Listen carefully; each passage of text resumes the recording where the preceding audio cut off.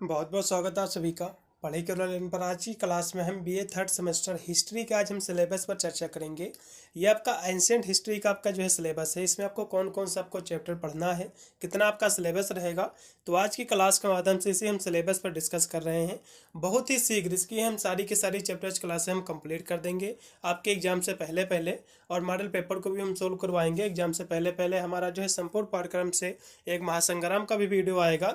मेरा कहने का मतलब यही है कि आप यदि कोई भी बुक नहीं खरीदते हैं, कोई भी सीरीज नहीं खरीदते, तो आप मेरे चैनल के माध्यम से भी आप अपने एग्जाम की बीए की पूरी तैयारी आल सब्जेक्ट की फ्री में कर सकते हो, बिना कोई कोर्स लिए, बिना कोई पेड क्लास से लिए। क्योंकि मेरे पर जितने भी क्लासें मैं कराता हूँ सारी की सारी हमारी क्लासें जो है फ्री हैं।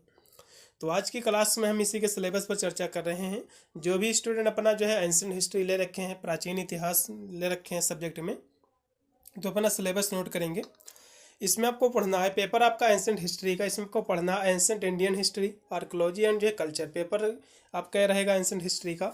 और इसमें आपको पढ़ना है पॉलिटिकल हिस्ट्री ऑफ जो है नॉर्थ इंडिया, मतलब जो है उत्तर भारत का राजनीतिक इतिहास। ठीक है, उत्तर भारत का राजनीतिक इतिहास के बारे में हम समझेंगे।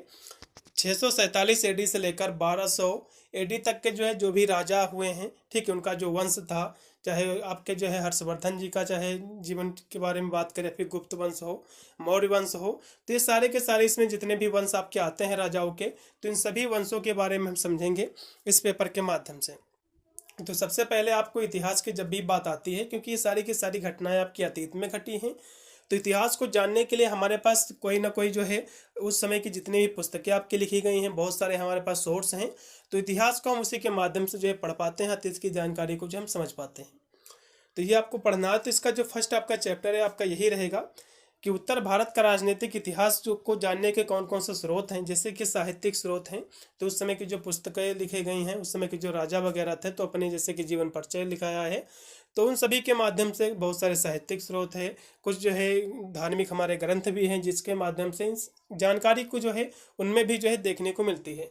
तो इन्हीं सभी की जानकारी के उसी के जो है अकॉर्डिंग, उसी के आधार पर हम इनके जो है जो भी राजा हुए हैं इनके बीच, इतने आपके एडी के बीच में, तो उन्हीं के आज हम जो है बारे में समझेंगे। ठीक है, तो इसके इतिहास के बारे में फर्स्ट आपका चैप्टर यही रहेगा कि उत्तर भारत का राजनीतिक इतिहास को जानने के कौन कौन से स्रोत हैं, उसमें साहित्यिक स्रोत और आपका जो अभिलेख, इनके माध्यम से हम बताएंगे आपको फर्स्ट क्लास में। फिर इसकी जो दूसरी आपकी यूनिट रहेगी, इसमें आपको पढ़ना है कि the political situation of north India after Harshvardhan death, मतलब जो है हर्षवर्धन की मृत्यु के बाद उत्तर भारत की राजनीतिक स्थिति कैसी थी। तो सबसे पहले जो है हर्षवर्धन का शासनकाल क्या था, हर्षवर्धन की कौन कौन सी उपलब्धियां हैं। आपके एग्जाम में क्वेश्चन ज़्यादातर देखने को मिलता है हर्षवर्धन, क्योंकि वर्धन जो कि वंश की इन्होंने जो स्थापना की थी, तो हर्षवर्धन से संबंधित आपके एग्जाम में ज़्यादातर क्वेश्चन आपका आता है। तो हर्षवर्धन की यदि हम बात करें बहुत ही संक्षिप्त शब्दों में, तो 600 जो है 6 एडी से लेकर 606 एडी से लेकर जो है 647 एडी तक जो है इनका शासनकाल रहा है। ठीक है, इनका जो है शासनकाल रहा है। इनकी जो राजधानी थी हर्षवर्धन जी की, वो आपकी जो है कन्नौज थी, और उनका जो है साम्राज्य उत्तर प्रदेश के पंजाब से लेकर जो है दक्षिण के नर्मदा नदी तक जो है फैला था।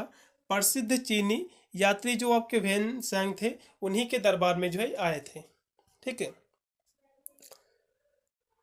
चलेगा। फिर यदि हम कुछ और महत्वपूर्ण बिंदु की बात की, इनका जो है पतन कैसे हुआ हर्षवर्धन का, तो ये भी क्वेश्चन जो है काफ़ी जो है एग्जाम में जो है काफ़ी बार पूछा भी गया है।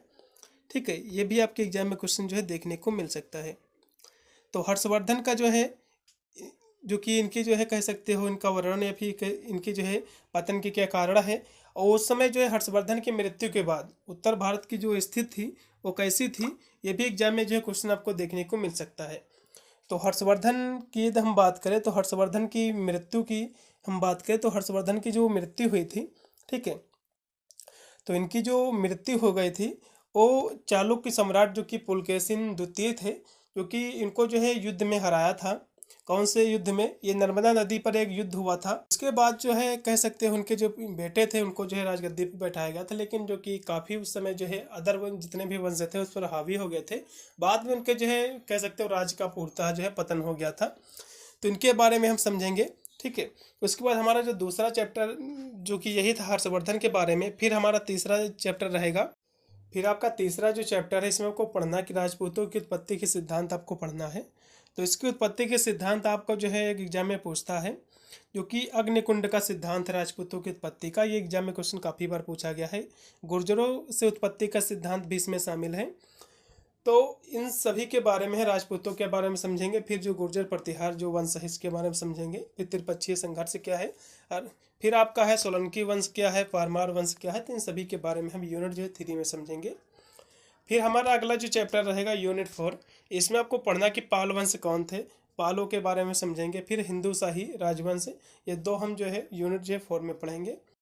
फिर आपका यूनिट आपका 5 है, इसमें आपको पढ़ना कि मुस्लिम आक्रमण के समय भारत की राजनीतिक स्थिति, उत्तर भारत के राजनीतिक प्रतिस्पर्धा और नया संघर्ष, इसके बारे में समझेंगे। मतलब भारत में जब मुस्लिम का आक्रमण हुआ, ठीक है, तो भारत की राजनीतिक स्थिति क्या थी उस समय का वर्णन करना है।